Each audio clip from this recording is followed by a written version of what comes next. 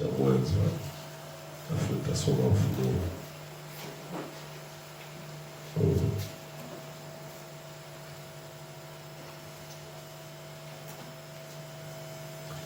Tasoma Mwanzo 2:18. Bwana Mungu akasema, si vema huyu mtu awe peke yake, nitamfanyia msaidizi wa kufanana naye. Bwana Mungu akafanyiza kutoka katika ardhi kila mnyama na wa msituni na kila ndege wa angani, akamletea Adamu ili aone atawahitaji. Kila kiumbe hai jina alilokiita Adamu likawa ndilo jina lake. Adamu akawapa majina yao kila mnyama wa kufugwa na ndege wa angani na kila mnyama wa mwituni, lakini hakuonekana wa kumsaidia Adamu aliyefanana naye. Bwana Mungu akamletea Adamu usingizi mzito, naye akalala. Kisha akatwaa ubavu wake mmoja, akafunika nyuma mahali pake, na ule ubavu aliotwaa katika Adamu Bwana Mungu akaufanya mwanamke, akamleta kwa Adamu. Adamu akasema, sasa huyu ni mfupa katika mifupa yangu na nyama katika nyama yangu, basi ataitwa mwanamke, kwa maana ametwaliwa katika mwanamume. Kwa hiyo mwanamume atamwacha baba yake na mama yake, naye ataambatana na mkewe, nao watakuwa mwili mmoja. Nao walikuwa uchi wote wawili, Adamu na mkewe, wala hawakuona haya. Hapa tusome Ufunuo 10.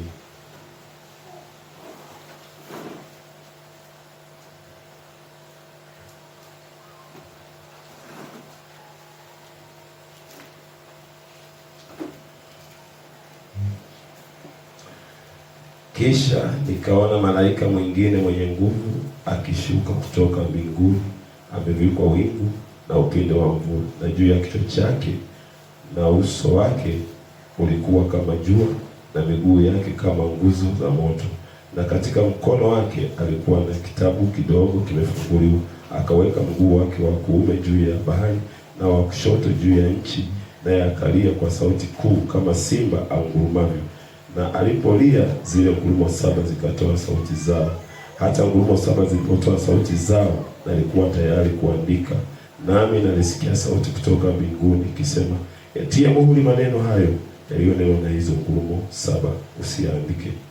Naruka naenda Ufunuo 10. Isipokuwa katika siku za sauti ya malaika wa 7 atakapokuwa tayari kupiga baragumu, hapo ndipo siri ya Mungu itakapotimizwa, kama alivyowahubiri watumishi wake hao manabii. Unaweza kuketi. Bwana Yesu awabariki sana. Amen. Tunamshukuru Mungu kwa ajili ya neema hii tena na majaliwa haya kutupa kwa ajili ya kuwepo tena nyumbani mwake. Amen. Tunahesabu kuwa ni baraka na ni upendo mkuu kwa Kristo kutupa tena siku nyingine ya kuwepo kwenye uso wa dunia. Amen. Tunaishi wakati ambao wakati mzuri sana na pia ni wakati mbaya sana. Nimesahau kuna watu walibatizwa wiki jana, alafu hatujawatambulisha rasmi ushirikani. Dada yetu Dorcas asimame atupungie mkono au haipo. Mungu awabariki sana. Karibu sana ushirikani. Pia tuna dada yetu Anita asimame naye atupungie mkono. Mungu awabariki sana Anita. Hongera sana kwa ushindi wa vita. Dada Anita kwa ndani wa baraka. Amekuwa kama Esther. Ameshikilia imani kiukweli. Jina Bwana likiwe. Ana nilijua moja ya hadithi vile ilivyokuwa mapito yake, lakini namshukuru Bwana Yesu amemshindia. Na leo Anita amebatizwa sasa. Ni dada miongoni mwetu. Amen. Kulikuwa na viweze vingi kwenye safari yake, lakini hatimaye Bwana alifanya njia. Na leo yuko mahali hapa. Ndugu yetu Sam hajafika. Okay, sawa. Ndugu yetu Sam naye alibatizwa. Bwana Yesu abariki sana. Hatujui, labda inawezekana atakuwa njiani au vyote vile, au maana sina taarifa yote ili kwamba asingeweza kufika, lakini tunajua kwamba na yale batizo pia siku ya Jumapili tulikuwa na ibada ya baraka sana. Ibada ya mazishi ni nzuri. Kwa hiyo tulipata Wakristo, naamini tulipata Wakristo, kupata washirika wa kanisa, tulipata Wakristo. Bwana Yesu awabariki sana. Amen. Ninapenda kitabu cha Ufunuo sana kwa sababu ni kitabu cha mwisho na ni kitabu cha mifano na ni kitabu ambacho kimekuwa ni tatizo katika namna ya kufundisha, na ndicho kitabu chetu pia sisi wenyewe. Kwa hiyo usipojipenda wewe, hakuna mtu atakayekupenda. Sisi ndio tunapaswa tukikuze kitabu cha Ufunuo, na kitabu cha Ufunuo kina hadithi ya Biblia yote nzima. Ni kitabu cha mwisho kabisa kwenye kitabu hiki kinachoitwa Biblia, lakini ndicho kitabu ambacho kina hadithi yote kuanzia mwanzo mpaka Ufunuo na mpaka kwenda umileleni. Ni kitabu cha ajabu, sio kitabu kama vitabu vingine. Vitabu vingine vilikuwa na hadithi ambazo zingekomea njiani, lakini kitabu cha Ufunuo kimeunganisha hadithi zote za manabii na manabii ziko ndani ya kitabu cha Ufunuo. Ni kitabu cha kipekee sana, jina mbarikiwe. Ni kitabu ambacho kama ninavyosema kimeunganisha nabii za manabii wote yako ndani ya kitabu cha Ufunuo. Kwa hiyo kitabu cha Ufunuo ndio maana kinakuwa ni kitabu mkanganyiko sana, kwa sababu kimejaa nabii zote za yale ambao watu waliwahi kuishia hapa duniani, yote yamefichwa ndani ya kitabu cha Ufunuo. Na kitabu cha Ufunuo sio kitabu cha Ufunuo. Kitabu cha Ufunuo sio maandiko.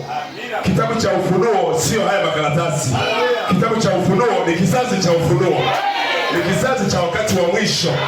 Ni watu, ni binadamu. Ndio kitabu cha Ufunuo. Na hao watu, jina barikiwe, kama tunasoma kitabu cha Ufunuo leo, basi kuna watu ambao wao na hicho kitabu ni mmoja. Haleluya.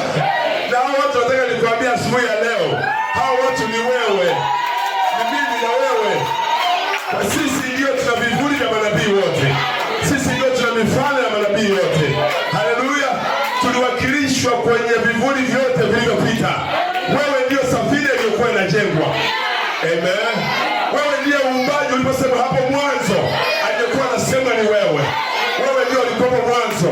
Nawe ndio uliyetoka kwa Mungu kama neno. Na leo unajulikana kwamba ulitoka kwa Mungu. Haleluya. Jina la Bwana likiwe. Kwa hiyo hapo ulipo, amen, wewe ni utimilifu wa funuo za manabii wote. Ndio maana manabii walitamani kuishi wakati huu. Isaya alitamani aishi wakati huu. Waliona tu mambo ya kimbele, lakini Mungu amekupa neema mimi na wewe kuishi kwenye wakati huu, kuishi kwenye saa hii, kudhihirisha unabii, kuvaa mwili. Haleluya. Jina la Bwana barikiwe. Amen. Ungemwona Musa, amen, anaenda kukomboa na Israeli, ingesoma kama hadithi. Haleluya. Lakini hadithi ilikuwa ni wakati wetu leo. Hiyo hadithi inamaanisha uhalisia leo hii. Wakati ule unasoma kama hadithi, lakini leo ndio tumekombolewa. Huu ndio ukombozi halisi. Kutoka madhabahuni kuja mahali hapa. Huu ndio ukombozi. Ile ndio Misri. Musa ndio Misri. Leo ndio tumekombolewa. Tuliwakilishwa kwenye ule ukombozi. Haleluya. Ndio maana bibi harusi hatashindwa kamwe. Ya safina. Safina ilielea juu ya kila anga, juu ya kila mapepo. Kwa maana Biblia hata ashindwe. Sababu ndio safina. Tunaelea kwenye ulimwengu wa leo.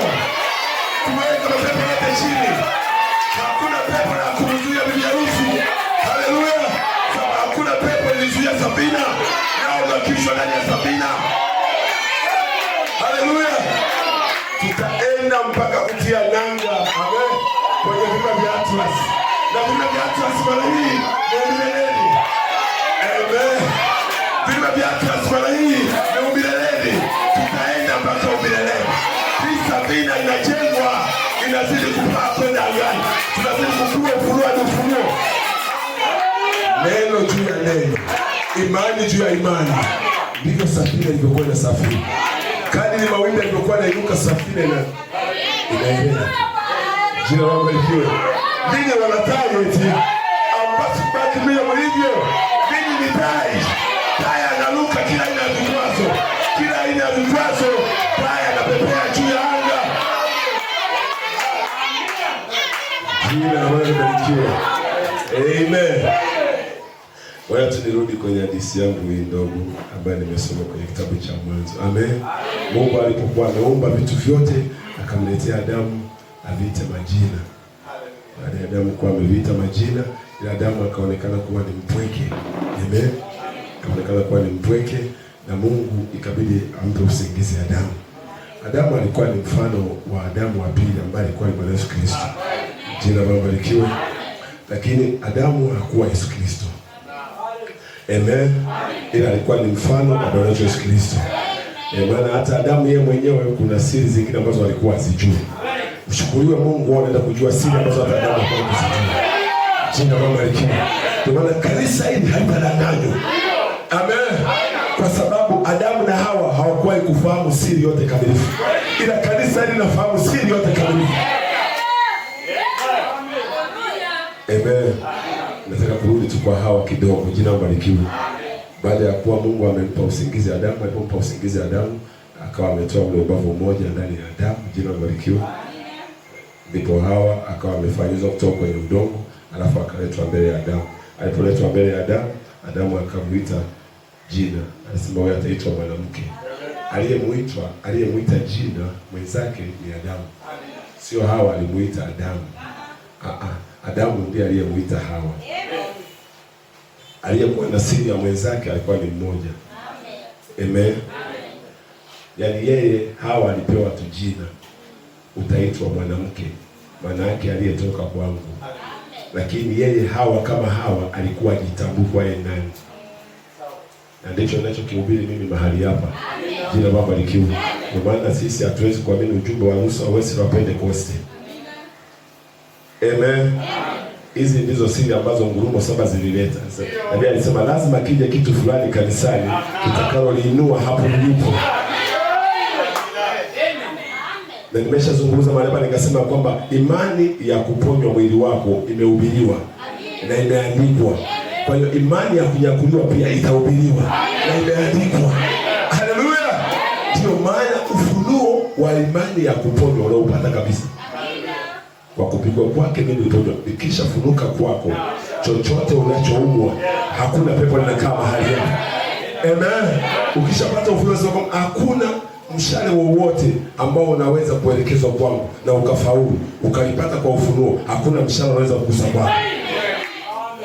Haya yamehubiriwa yako mahali hapo.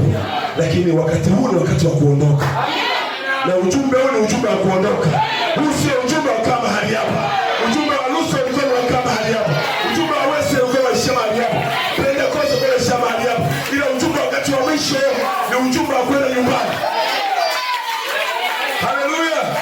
Mahubiri wakati huu ni mahubiri ya kwenda nyumbani. Hatuna ujumbe mwingine. Tuna ujumbe wa kwenda nyumbani.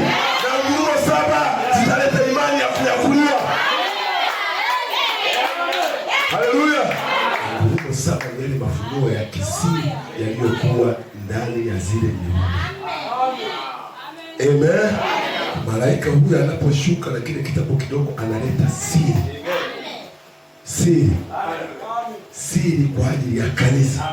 Kulifanya kanisa lijitambue. Nataka kukimbilia huko mbali. Amen. Ngoja nirudi kwenye vivuli, labda mnaweza mkanielewa kidogo. Naweza kukaa kiwalimu tu kidogo tu hapo tukane. Jina la Bwana libarikiwe. Kwa hiyo aliyemuita jina, kumbuka jambo hilo na liingie moyoni mwako. Amen. Ni sana wewe tunajikuta mahala, alafu mimi nakwambia kwamba wewe, yaani wewe ulikuwa usingizini, ninakwambia wewe unaitwa Emmanuel. Amen. Ila wewe kama wewe hujijui. Hawa alikuwa hajijui. Aliyemuita jina, aliyempa jina ni Adamu. Amen. Na Hawa baada ya kuwa ametoka sasa kama ubavu akaja mbele ya Adamu. Jina libarikiwe. Hawa alikuwa ajui ametoka wapi. Kanisa mnisikilize vizuri. Kwa sababu wote walilazwa, Adamu alilazwa nini? Usingizi. Ndipo Mungu akamfanya mwanadamu kwa mfano wake. Alipokuja kumzindua Hawa, Hawa alikuwa ajui chochote. Hawa aliamini tu aliyokuwa anayaona machoni pake, na akaanza kuishi kama watu wengine, kama wanyama wengine. Haleluya, amen. Lakini na ndiyo maana Hawa, kwa sababu alikuwa hana ufahamu mkamilifu wa kujua yeye ni nani cha kwanza na ametoka wapi. Haleluya. Hicho ndiyo tekniki ambayo shetani alitumia kumpata Hawa, kwa sababu shetani alikuja kumhubiria Hawa, hakumhubiria kule alikotoka. Shetani alikuja kumhubiria habari ya yale anayoona. Ndio maana alimwambia juu ya habari ya miti. Hawa alikuwa anaamini yale yanayoonekana kwa macho, ila Hawa mwenyewe alikuwa hajijui kwamba yeye sio kiumbe cha wakati, kwa sababu walijikuta kwenye kipindi cha wakati. Lakini wao walikuwa ni watu ambao hawana mwanzo wala hawana mwisho, na Hawa alikuwa hajawahi kujua jambo hilo. Kanisa lisema amina. Maana Adamu wa kwanza aliyeumbwa alikuwa ni roho. Hawa alikuwa hajawahi kujua kwamba yeye ni roho pia, kwa sababu alitoka kwa Adamu. Adamu alikuwa ni nguzo ya moto. Hawa hakuwahi kujua kwamba yeye ni nguzo ya moto. Hakuwahi kujua jambo hilo. Unaelewa vizuri kabisa. Kanisa linalisikia vizuri. Adamu aliyeumbwa, jina barikiwe. Kama ukisoma Mwanzo 1:26, Mungu akamfanya Adamu, amen, alikuwa ni mke na mme. Ndani yake alikuwa nani? Hawa. Yaani 2 in 1. Lakini huyo mtu aliyeumbwa alikuwa ni roho. Roho ambaye haizuiliki. Alikuwa ni moto. Alikuwa ni nguvu. Alikuwa na kikomo. Hana mwanzo hana mwisho. Hawa alikuwa juu jambo hilo. Bibi harusi asema amina, ili alipate vizuri. Bibi harusi asema amina, ili alipate vizuri. Haleluya. Na Mungu alifanya hivyo kwa kusudi. Amen. Ili aje atimilize mpango wake vizuri. Haleluya. Kwa hiyo ndipo baada ya kuwa Hawa ameanza kutembea, ndipo ni jamaa likaja kumwadisia Hawa. Halijui hata habari za kule, na mwadisia Hawa haya anayeona, ila alimwambia Hawa uhalisia wake, chaneli yake ametoka wapi. Kwa sababu Hawa akijitambua kwamba yeye ni nani, ni moto wa kuotea mbali. Dada, tuombei mapepo hapa kama nani hiyo unaojua kwenye TV. Mapepo ukijitambua, mapepo yanatindika yenyewe. Haleluya. Elewa, sijui kanisa kwa sifundisha babaya wewe bikira na kufundisha kujitambua. Wewe ni nani? Na Biblia alisema bibi harusi akijua yeye ni nani, ametoka wapi na yuko wapi na anaenda wapi, mapepo yanakimbia yenyewe. Jamani, tunakukomboa hiyo kwa roho wa Mungu. Haleluya. Umaskini unakuacha baada ya kujitambua, sababu wewe ni mbarikiwa kwa kuanzia. Unajua wewe ndio baraka mwenyewe. Haleluya. Amen. Malaika wao ametuma kuja kutusaidia kutoka kwenye mizigo. Amen. Yesu alituambia nira yake ni nyepesi. Injili haiji kukupa mzigo. Injili inakuja kutua mzigo. Haleluya. Injili ya Lusa ilikuwa kutwika watu mizigo. Wesley alikutwika watu mizigo. Pentecost alikutwika watu mizigo. Ila injili ya Malaki 4. Injili ya Ufunuo 17 ni kutua watu mizigo. Haleluya. Mizigo hiyo ni ipi? Mizigo ya kimafundisho. Haleluya. Anayenipata anisikie vizuri. Mizigo ya mafundisho, sio mizigo ya kubeba mihogo wala mizigo ya kwenda Kariakoo. Mizigo ya mafundisho. Fundisho ambalo mtu hawezi hata siku moja. Ndio maana Yesu akamwambia, ninyi Mafarisayo mnawatwika watu mizigo mazito ambayo hata nyinyi wenyewe hamwezi kuyabeba. Haleluya. Hatuna injili ya kubebesha watu mizigo hapa. Na kuambia umechaguliwa kabla ya kumsinga ulimwengu. Na ulipitu wa Mungu uko mahali hapa ukirudi nyumbani.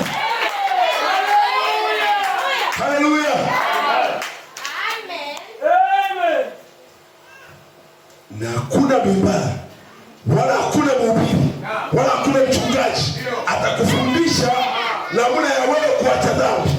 Ni wewe jitambue kwa wewe ni nani. Wewe kisha jitambue kwa wewe ni nani na ni wa thamani sana. Sio tu wa thamani, wewe na Kristo ni mmoja. Wewe ni malkia, ni mwana wa Mungu. Hautafanya yale unayofanya. Utaishi tofauti, utatenda tofauti. Haleluya. Eti nasema mara nyingi hapa, uje hapa nianze kuadilisha, dada paswa mheshimu mmeo, dada paswa upikie mmeo vizuri. Ni mafundisho mazuri. Amen. Ni mafundisho mazuri. Lakini ngoja nikwambie ukweli dada, hautabadilika. Uje hapa nikwambie ndugu, mpende mke wako, hautampenda ndugu. Amen. Dawa ninayokupa ni kujitambua. Haleluya. Kwa hiyo Hawa alipokuja kujikuta bustanini Edeni, amen, Mungu siri aliyokuwa ameifanya, Hawa alikuwa ajitambue. Yaani alikuwa ni mwanadamu anayeishi lakini ajitambue. Amen. Amen. Mungu alikuwa amefunga ufahamu wake. Amen. Kwa sababu kitendo cha Hawa angejitambua, hakuna shetani angeweza kumsogelea. Kwa Mungu ilibidi afunge ufahamu wa Hawa ili kwamba aweze kutimiza mpango wake wa ukombozi. Na hiyo ilikuwa ni kwa sababu ya ajili yangu mimi na wewe. Sababu tulikuwa tujana. Jina Baba likiwa. Kwa hiyo baada ya kuwa Hawa ameaminishwa juu ya yale anayoona, Hawa yeye mwenyewe akawa ajiamini kuwa yeye ni nani. Amen. Ndiyo maana mpaka leo hii Roho wa Mungu ana kazi kubwa ya kukuaminisha wewe ni nani. Amen. Amen. Unataka nguvu za kutoka Marekani ndio ujue unaye Mungu. Unadhani hicho kitu kilitoka wapi? Ni Ibilisi ndiye aliyefundisha kanisa. Mungu akai Marekani. Mungu akai New York. Mungu akai kanisa fulani. Mungu anaishi ndani yako.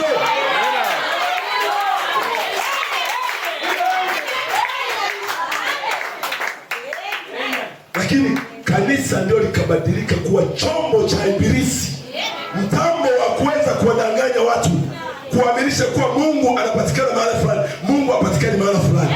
Mungu yuko ndani yako. Mimi ndio mnamleta Mungu mahali hapa.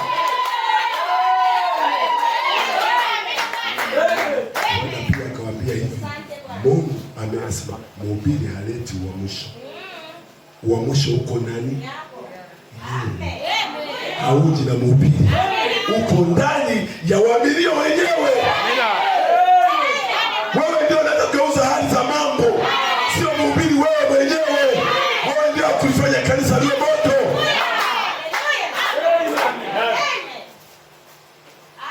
Shetani akapiga injili bustani ya Edeni nzuri. Amen. Piga bustani Edeni injili nzuri. Amen. Hawa akamini injili ya Ibilisi, na Mungu akaliacha jambo hilo liwe hivyo. Lakini Mungu alingojea wakati wa mwisho. Haleluya.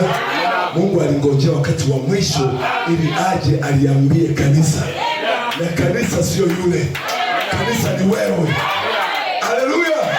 Malaika huyu ameshuka kuja kukupa habari njema kwa sio kiume cha wakati, wewe ni kiume cha ulele. Wewe na nguvu ndani yako za kubadilisha mambo. Wewe ni mwana wa Mungu na wewe ni roho. Haleluya. Vizazi vyote vimepita vikiwa vimeteseka. Haleluya. Tumetafuta Mungu yuko wapi, lakini sasa tunajua Mungu hayuko kule juu, hayuko kule kuzimu. Mungu yuko ndani yangu na wewe. Anaishi kwako ndani, anaishi ndani yenu. Jina Baba likiwa. Usipoelewa jambo hilo, amen, utataabika na kila upepo wa mafundisho, na kila atakayekuwa nakuja na kuzoa, kwa sababu wewe umehubiriwa kuwa Mungu ana ile jamaa aliyoko Kawe. umaamini ya macho. Jina barikiwe. Mungu alichofanya, amen, sisi alivyotuleta hapa duniani. Hivi mnajua hadithi ya mwanamke vile anavyopata mtoto?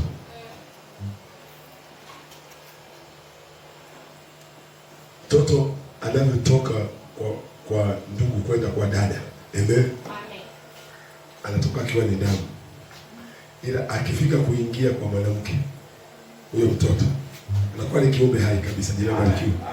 Ile sehemu yote ambayo mtoto, ile yai huwa inampokea mtoto inaoza. Nendeni kaulize madaktari, hiyo wanawake waambie, ile sehemu yote ambayo inapokea hiyo inaitwa mbegu ya kiume, inatunza ili kwamba mtoto sasa aanze kujiumba, inaoza.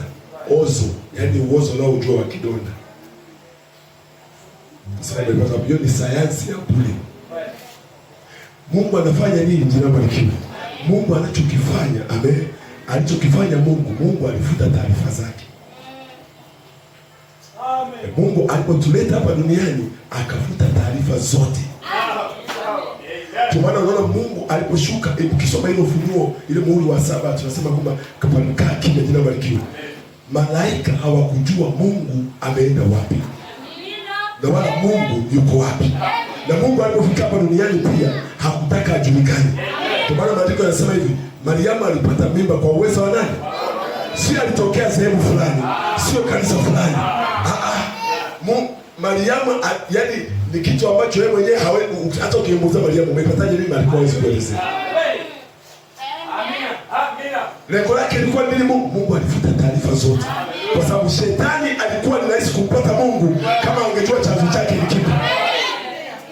Maana shetani alikuwa na uwezo wa kusafiri mpaka kwenda kwa malaika, kwamba si anakaa kwenye kiti cha enzi na kuja hapa leo tumalizane. Mungu alichokifanya alipotaka kutoka kule, amen, akawaacha malaika wenyewe hawajui anaenda wapi. Ndio wale wanasema za kanisa hizo, Mungu alipokuwa akitoka anaacha migofu, haachi taarifa, na wala hajulikani anaenda wapi. Maandiko akasema ni upepo unavuma wapi uendako, na wala hamjui, na wala mnaeko wala utokako. Ndivyo Mungu anavyosafiri, anakotoka anafuta taarifa, anakoenda anafuta taarifa. Haleluya! Mwanadamu aliyewahi kuishi kwenye hii dunia pekee yake mpaka leo ajulikane alitoka wapi na alienda wapi ni Yesu pekee. Nenda uliza dini yoyote hii. Sababu ndivyo mpango wa Mungu alivyofanya. Sasa nilikuwa naelezea mbegu ya kiume inavyoingia kwa mwanamke. Jina barikiwe. Inavyoingia ikitoka huku nyuma, ni kwa nini inaoza kufuta taarifa zote.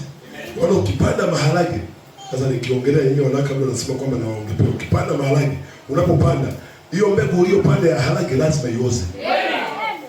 Sehemu yote inaoza. Ikishaoza ndipo kunatokea uhai. Jina barikiwe. Ndicho Mungu alichokifanya ili tumpoteza shetani vizuri.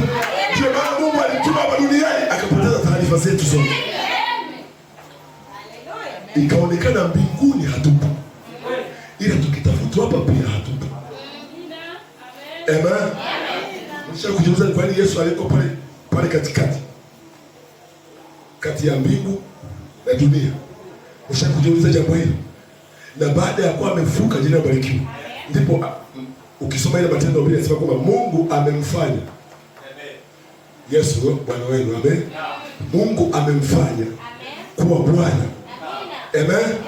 Na Mungu huyo na Bwana Yesu Kristo amekosa ni Mungu wa mbinguni na amekuwa ni Mungu wa wapi? Anamiliki kote sehemu mbili. Kwa Mungu akawaleta hapa, nyie pia mko katikati. Kwa sababu hili ni umiliki wa mbinguni na ni umiliki wa duniani. Haleluya. Sasa Mungu alichokifanya nyie mlipokuja hapa, amen, wangapi walishawahi kusoma hadithi ya mwana mpotevu? Amen. Nikileta hivi mnaweza mkalielewa kwa haraka sana. Lengo la Roho wa Mungu anachotuambia hapa ni nini? Tujitambue, tujue sisi ni wakina nani, ili uinuke hapo ulipo.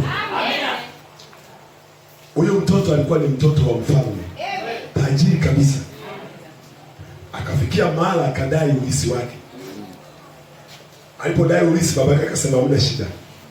Akamkabidhi ulisi wake wote pa, akamwambia safiri. akasafiri. Amen. Alipoenda alienda nchi ya ugeni. Alipoenda nchi ya ugeni hakwenda kama mtoto wa mfalme. Amina. Hakuna aliyefika kula akamsujudia akampokea kama mtoto wa nani? Wa mfalme. Alienda kama washikaji wengine tu. Kwa safari ya kutoka hapa kwa baba ilikuwa ni kupunguza utukufu wake. Unaona kwenye ile hekalu ilikuwa utukufu unashuka. Kadri ulikuwa unatazama utukufu unatoka unahama. Kadri tulivyotoka kwa Mungu utukufu ulikuwa unashuka. Bakuja hapa duniani tumeshakuwa wanadamu wa kawaida.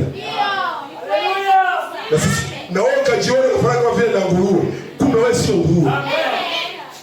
Akaishi kule na manguruwe. Na yeye mwenyewe fahamu zake akazania kuwa ni nguruwe. Haleluya. Ila baada ya kipindi, kwa sababu yeye alikuwa na uwakilisho kule kwa baba, ilionekana kiti chake hakipo lakini kilikuwepo. Kwa uwakilisho alikuwepo bado. Hata kwa umbo hakuwepo, ila kiroho alikuwepo. Kwa umbo alikuwa mbinguni, ili umbo aliko mbinguni, ila roho zetu zimeunganishwa na Kristo Yesu. Haleluya. Alipokaa kule baada ya kuwa ameteseka, na hakuna mtu aliyekuwa na mheshimu kama mtoto wa mfalme. Ndio maana hata wewe leo hii hapo umeshirika kama mtoto wa mfalme, ila sisi ni wana wa mfalme.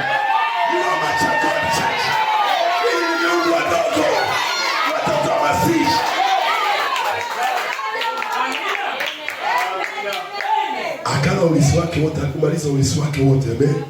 Akaanza sasa kuishi na manguruwe na nini, anakula mpaka majalalani. Kwa sababu Mungu alimwachia sensi ndogo ya kumbukumbu. Hiyo sensi ilikuwa ni uwakilisho wake wa umilele. Na hiyo ndio tunasikia tunaita kwamba jina lako liliandikwa kabla. Jina lake lilikuwa bado kule. Hata kama watu walikuwa muone, baba alikuwa anamuona. Haleluya. Na siku aliporudi, haleluya. Na hii ndio siku mnarudi sasa. Ndio siku mnarudi. Wana wa mfalme wanarudi tena. Wanapewa vazi la Yusufu.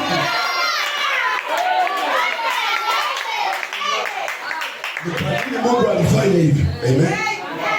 Yote hayo Mungu ilikuwa ni triki ya kumchenga shetani. Kwa maana alipokuja hapa yeye mwenyewe Mungu alipovaa mwili, alipotoka kule, yani kadri alikuwa anasafiri kuja hapa, kushuka kutoka umileleni, utukufu unashuka. Ninaposema utukufu ni nguvu zake. Sababu yeye ni moto. Kwa akawa ni kama anapozwa. Kama anaingia kwenye maji anapozwa. Baada kufika hapa ameshakuwa mwanadamu wa kuweza kusana hivi. Lakini ni Mungu mkamilifu. Mashetani akamuuliza, kweli ni wewe? Kweli ni wewe? Hamuna kitu. Hata akitafuta mawasiliano ya kule mbinguni pia mawasiliano hayapo. Kwa channel inaonekana Mungu alivunja madaraja. Mshauri wanajeshi wakaenda vitani. Wakimaliza kuteka mji wakipita darajani wanavunja. Hiyo sifa ni sifa ya Mungu. Alikokuwa anatoka anavunja ili taarifa zake zisomeke. Namna ya kumfuatilia huwezi kujua ameenda wapi. Akasema upepo unaenda unakoenda wala hatakujua. Haleluya. Mpaka sasa hapo nasikia kukumbuka napita nikikwambia nataka tafute chanzo. Hujui chanzo chake kwa wapi. Amen. Mpaka leo wakitafuta Mungu chanzo chake hawajui kiko wapi. Kwa sababu yeye ni nguvu zinazoenea. Yeye ni sawa na nyuklia. Ni nguvu zinazoishi milele. Ni uwezo unaoishi daima. Hautoki kamwe. Huwezi kupata chanzo chake. Wewe una chanzo la mwisho. Haleluya. Ndio una mwanzo na una mwisho. Hauna chanzo chochote kile. Shetani haikufuatilia wewe kwenye channel ya kuona. Haleluya. Sababu baada ya muda kitambo tu hapo utapotea. Andika kwamba tunapita hapa kama mshale. Baada ya kitambo kidogo hapo utapotea. Hata shetani haikufuatilia hajui umeenda wapi. Moja siku hizi. Haleluya. Tutaondoka. Tunasema imani ya Mungu. Haleluya. Nilishawahi kuelezea hadithi moja hapa, amen. Nakumbuka dada hii ndiye alikuwepo, nakumbuka, amen. Unajua kwamba Farao angemjua Musa. nawapa hadithi ili mjijue nyinyi ni akina nani. Na hii ndiyo ngurumo 7. Na ndicho tunachokifundisha hapa. Sababu ngurumo 7 zimeleta siri kwa bibi harusi ili ajitambue. Ukijitambua wewe ni nani, dada, huwezi kuwa hivyo. Wewe ni mtawala, wewe ni mmiliki. Ulishapewa mamlaka kila unapokanyaga, kila unapoweka unyayo. Na unyayo ni wewe mwenyewe. Popote unapotia mguu, hakuna kitu cha kusimama mbele yako. Sababu wewe ni moto, wewe ni roho. Haleluya. Wewe sio kiumbe kama nyani. Toweni akili. Mlipoandikiwa hadi kwenye Biblia mkazani kuwa ninyi ni maandiko. Ninyi sio maandiko. Ninyi ni nguvu zinazoishi.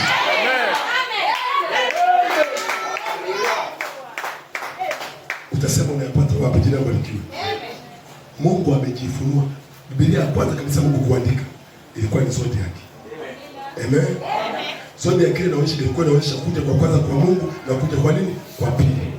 Unasema zodiac ilikuwa jina barikiwe. Nenda hadi kwa wanasayansi wenyewe watakwambia. Zodiac ilitokeaje? Wanakuambia hivi, miaka kadhaa mamilioni ilitokea mlipuko. Unasikia? Wanasayansi wanakuambia hivi, kila kitu unachokiona duniani hapa kina frequency. Utasema frequency ndio. Frequency ni mawimbi. Mawimbi ni nguvu ambazo zinatembea hata hazionekani, wala huna uwezo wa kuzishika. Amen. Mungu alianza kuandika Biblia yake, jina barikiwe, akilipua vitu. Ndio mnaona vikaanza kuumbika sayari Jupiter. Hizo zilikuwa ni vitu ambavyo vinatoka kwa Mungu. Amen. Vinaenda mpaka umbali ambao Mungu anataka. Akifika pale anakipoza kinatulia hapa. Lakini hicho kitu ndani yake, ukichukua sayari Jupiter yenyewe peke yake, ina nguvu ndani yake. Kwa maana pia akawaambia hivi, hii dunia mnayokalia, amen, ni moto hapo ilipo. Dunia peke yake unayokalia ni moto. Dunia peke yake ni bomu la nyuklia. Wewe kama dunia hii mfano, ambayo wewe ndio sehemu ya hii dunia, wewe ni nini? Ni moto. Amina. Jina barikiwe. Akaandika ile Biblia zote yake. Hiyo alionyesha sana kupitia jua. Amen. Jua lile wenyewe sasa wanakusibitisha kwamba jua lilikuwa linapasuka, wanavyodai wenyewe. Jua lilikuwa linapasuka linaenda. Vipande vile ndivyo wanakwambia vitengeneza nini sayari. Lakini jua ni molecule, ni nguvu. Jua ni moto. Hapo kila mtu ataniambia amina. Lakini hivyo vipande vilikuwa vinatoka ndio vilienda vikatengeneza sayari kama unaishi leo hii. Lakini sayari ilikotoka ikirudi ni moto. Unakwenda kusema amina. Haleluya. Maana hii sayari, jina barikiwe, ambayo nimeleta sayari, dunia yenyewe ina nguvu ndani yake. Amen. Mungu akaandika Biblia yake ya kwanza ya maumbile. Akaiweka hapo ikawa ni anga. Mungu akiwa anaonyesha vile atakavyokuja na vile atakavyorudi. Amen. Amen. Nakwambia vitu vilikuwa vinalipuka, vinatoka kabisa, vinaenda, vinafika, vinatulia. Kinakufa. Hata hii Biblia hapo ilipo ni mfu. Haiko hai. Imekufa. Mungu akionyesha kabisa zamani kabisa kwenye maumbile kwamba Mungu angehamisha mazingira yake, angekuja, angekufa. Kufa kabisa. Amen. Mungu akatoka hapa akajionyesha kwenye mapiramidi. Mnajua ni mapiramidi ya Misri. Jina wao barikiwe. Akajionyesha kwenye mapiramidi. Wakajenga yale mapiramidi ambayo mpaka leo hii hawajui ya kwamba yale mapiramidi walikuwa wanatumia kitu gani kuyapandisha. Lakini hawakuwahi kupata jiwe la juu kabisa na kufunikia kwenye zile piramidi. Haleluya. Tukaenda tu, kaenda mbele zaidi, wakaja wakapata Biblia. Mnaita maandiko. Wakaiandika Biblia. Nyinyi sio makaratasi. Nyinyi ni kiumbe kinachoishi. Ni uhai unaoishi. Ni nguvu zinazoishi. Na zina mwanzo, zina mwisho. Haleluya. Ila mlipofika hapa, amen, Mungu akapoteza kumbukumbu zenu. ndio maana wakati huu maandiko yakitumika, tungepata Efeso nyingine. Kwa ajili ya nini? Efeso ni kwa ajili ya kuturejeshea kumbukumbu kwamba tulikuwa wapi, kama alivyoshuka kwa Ayubu akamuuliza Ayubu, kabla ujawa dude hivi ulikuwa wapi? Jibu ulikuwa ni moto, wewe ulikuwa ni roho, ulikuwa ni nguvu.